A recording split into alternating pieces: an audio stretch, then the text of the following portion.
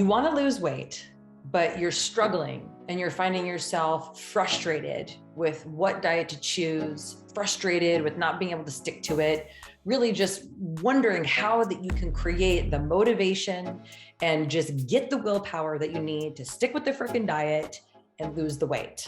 Okay, this lesson is for you. Today, we're going to be talking about the reasons not to change. And a lot of those reasons are deep in the subconscious mind. And that is why hypnosis can help you. So let's get to reason number one. Reason not to change number one is that staying the same protects you from accountability and aloneness. This is an incredible book, How We Change in 10 Reasons Why We Don't by Ross Ellenhorn. I highly recommend that you get it. And in here he says, change always makes you face your aloneness and accountability.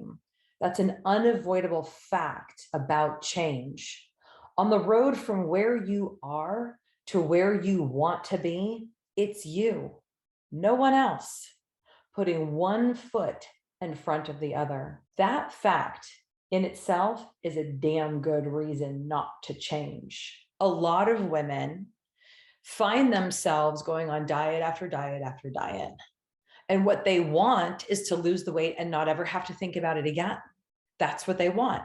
They believe that if they could just get the weight off, that they would be able to keep it off, right? So if you've been in a pattern over the years of starving yourself until that time that you've lost the weight and then you can eat again, or whatever the habit and the pattern is, maybe you've done really well on a diet and then somebody showed up with home cooked whatever, and you had a few of them and they were so good and you kind of got excited about the sugar and your body reacted and responded to it, and then you ate a bunch of them and then you kind of like went off your diet and you got on the scale, the following day or the following week, and you realized that you had gained a few pounds, and it's like it's so frustrating. It's so disappointing. Or every morning you wake up and you're like determined, like, okay, today's going to be a good day. I'm going to be a good girl. I'm going to do it. And the day goes on and somehow, somewhere, somebody hands you something, or you get hungry, or you get frustrated, or you get tired, or you get home and you just don't care anymore. All of these little micro disappointments over and over and over again create this sense of anxiety that any time that we even really want something, I really want to be healthy, and now I've got diabetes, I've got obesity, I've got fatty liver, I've got all of these things going on, I want to do it for my health, I want to lose weight, I want to feel better, I want this to be different, and then we go do the same thing that we know to do, which is to change the way that we eat and possibly move more, maybe get a little bit of help in the support group, something like that.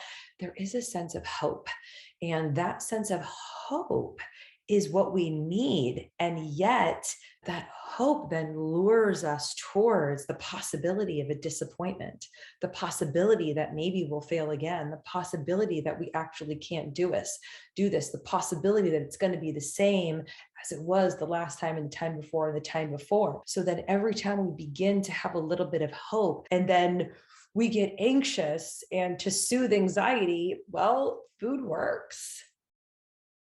It works.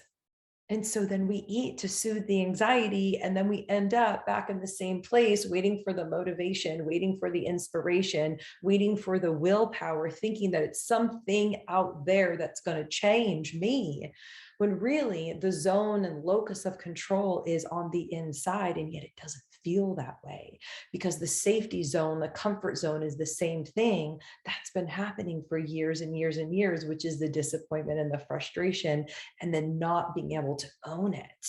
And it can feel really alone and scary. I mean, obviously, this is one of the reasons why I have a coaching group. You still got to show up to the sessions, right? You still got to come and you got to show up and you got to be there. And it can feel very alone when you're making changes in your life. It's different. And it's not just different for other people, it's different for your own self as well. That impending sense of doom that comes with personal responsibility, to really own that, to know that it's not the food industry's fault. It's not your mom's fault. It's not your dad's fault. It's not government's fault. It's not society's fault. It's not that person that handed you the cupcake. It's not the fact that everyone else gets to eat the way that they eat and I can't for whatever reason. When we really take on this idea that we are accountable, and especially if you failed a bunch of times at different diets and you feel frustrated and disappointed, it's kind of become a habit. That's what you expect. The reality that only you have the power to change your mind. No one else can do it for you. I'm a certified clinical hypnotherapist, and I don't have the power to change your mind without your permission. You have to be a willing participant. It doesn't just happen. There's not this like twinkle spell that you just wave your fingers. It's just understanding the language of the mind and how to speak to the mind in its own way that helps soften and guide. It's just like a guide walking, that taking you up the mountain. You still got to move your own 2 feet. They can't walk it for you. They can guide you. That's what a hypnotherapist is. It's like, hey, I've been down this road. I know this path up the hill. Go over here. Make sure that you have water. This is where the bathroom is. This is where, the sightseeing is. And we're going to keep going. It's going to take this amount of time. But you as the individual still have to take the accountability and the responsibility on yourself to make the changes, to notice when those old thinking, those old habits are coming up and reach out for help. There's no one perfect diet that's going to make me feel differently about my body. There's not some magical day where it's going to be easy. There's not some magical person that's going to do it for me. Taking responsibility for our own life, for our own health, for our own food, for our own thoughts is a really big deal.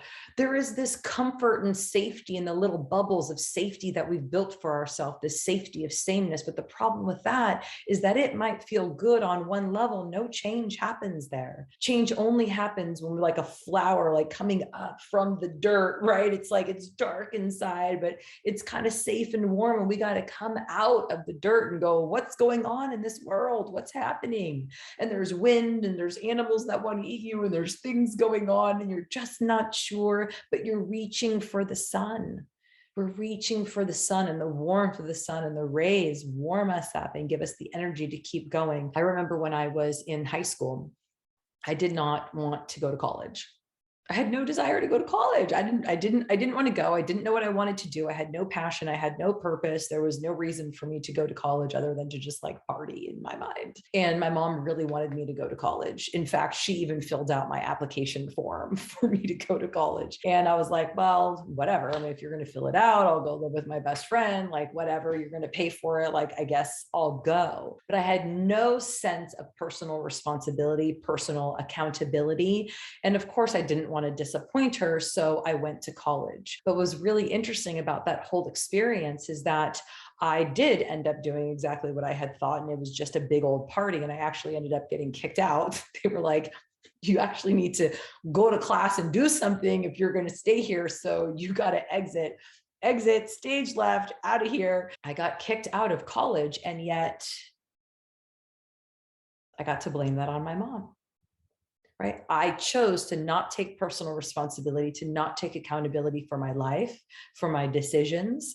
And then if something went wrong, then I got to blame her. And it took me a really long time to understand this pattern that I had gotten into of not knowing what I wanted to do, being afraid to make a decision and go in a direction that I thought was good for myself because I might be wrong, I might be right, I'm not really sure, I'm too afraid. What if this happens? What if that happens? And I let the anxiety and the fear of taking actual accountability, responsibility, and that alone feeling of wanting to go in a direction and going towards it. And I just kept putting it off. And I had this habit of waiting for my mom to make the decision for me and then being able to blame her for the results if it didn't work out. That's deep.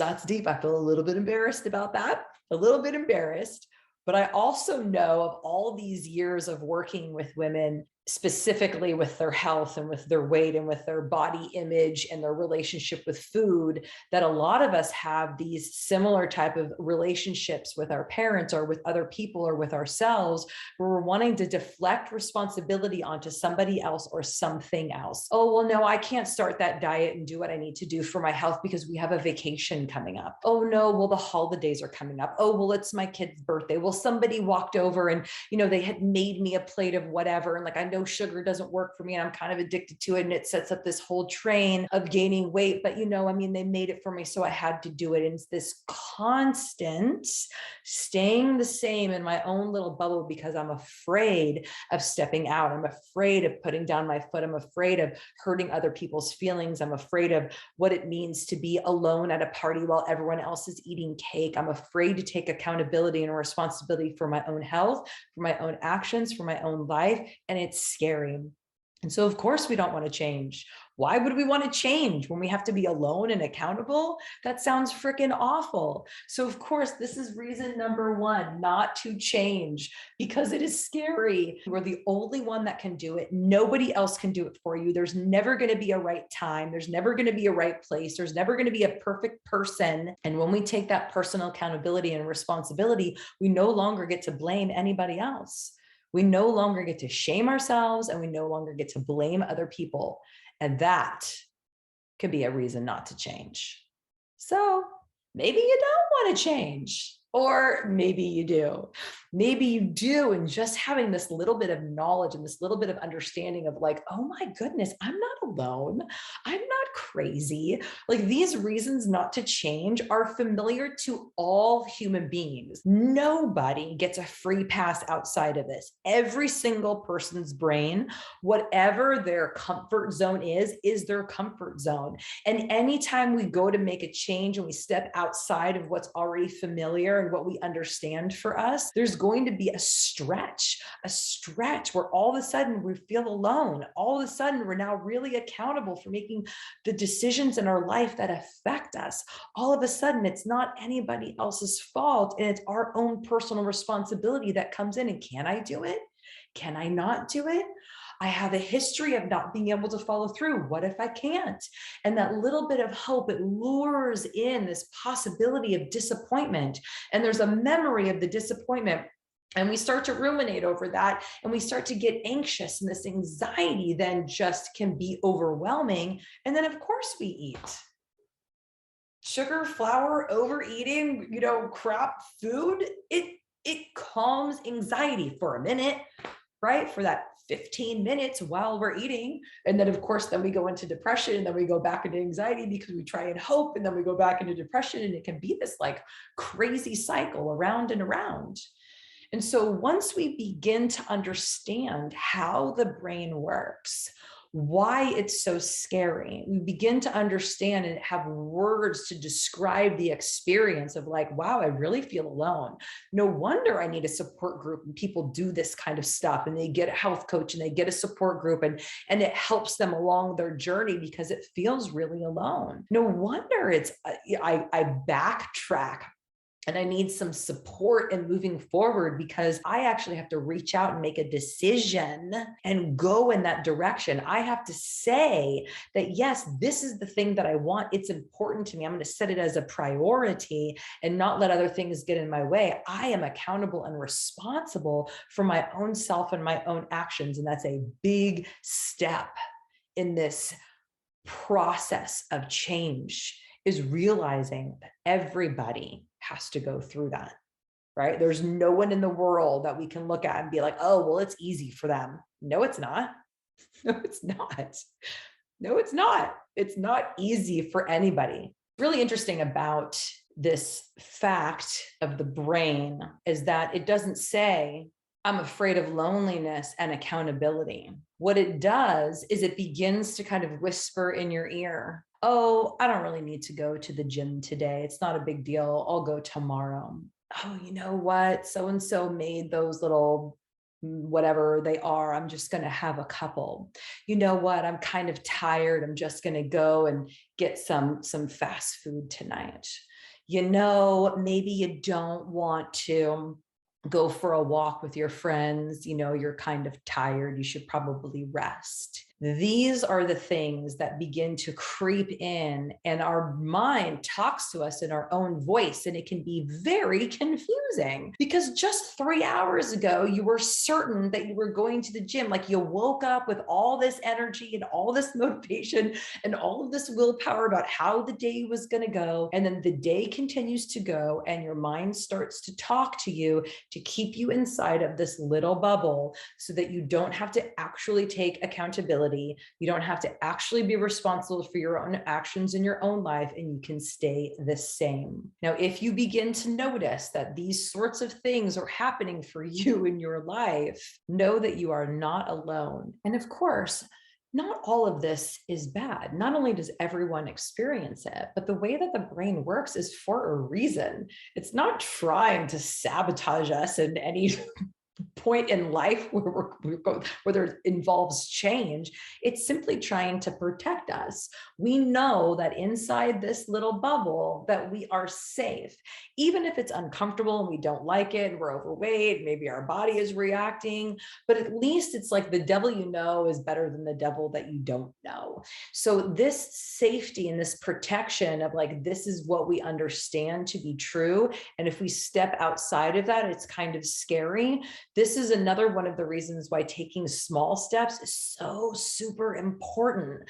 Like making a decision to like be a whole different person tomorrow is not sustainable because there is such a draw towards sameness. So if you really want to make the kind of changes that are going to last for you a lifetime, make sure that A, you get some support for the accountability piece. 2, you really take responsibility for your own actions in your own life. It's not anybody else's responsibility to do the things that you need to do to change your life. And 2, realize that it's going to feel lonely.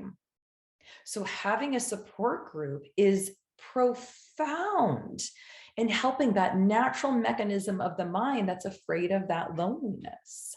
So make sure if this was interesting information and content for you and helpful on your weight loss journey, then make sure that you subscribe below. You got this. I love you so much. We'll see you next week with reason number 2 not to change and how to get around it. Love you.